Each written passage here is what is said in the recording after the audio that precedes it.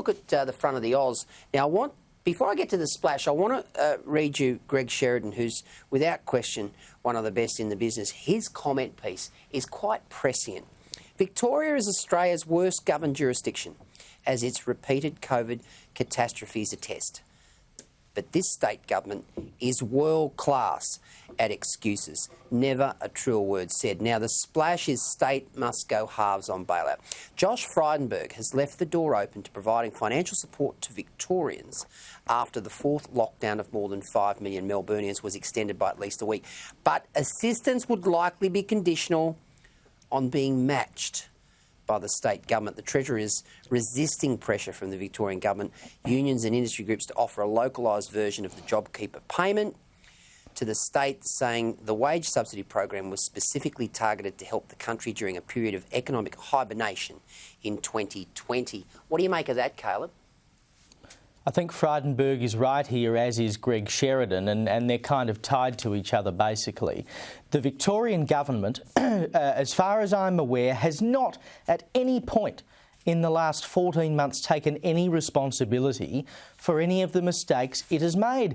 I do not recall Daniel Andrews ever getting up at one of his press conferences and saying, "I'm very sorry, we got it wrong, we allowed it to spread into aged care homes, etc., and that's why this has happened." And they're not doing it this time either. I mean, they're standing up there blaming anyone else they possibly can. They're blaming South Australia because it came out of a quarantine hotel here. They're blaming the federal government because they're not underwriting Victoria.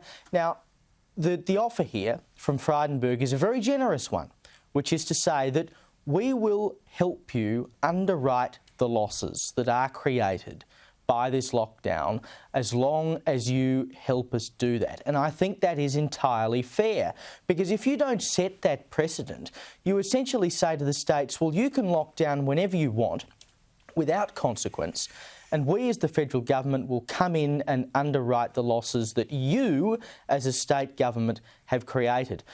And that's what's happened this whole time. I mean, the whole JobKeeper scheme was the federal government underwriting the losses of businesses and of individuals that state governments created. State governments have been able to do whatever they want and pass the bill off to the federal government, and the premiers and the chief public health officers come out of the whole thing smelling like roses, and they've barely had to pay a cent for it. For Victoria to expect that the federal government would just throw around money because the state government down there has made a decision that it should not have and that it should have prevented from ever happening in the first place is ridiculous. And I think the fact that Frydenberg is even offering to do this is quite generous. And if the Victorian government doesn't take this up and denies the people and the businesses of Victoria compensation for the lockdown that it has brought upon them, that says so much.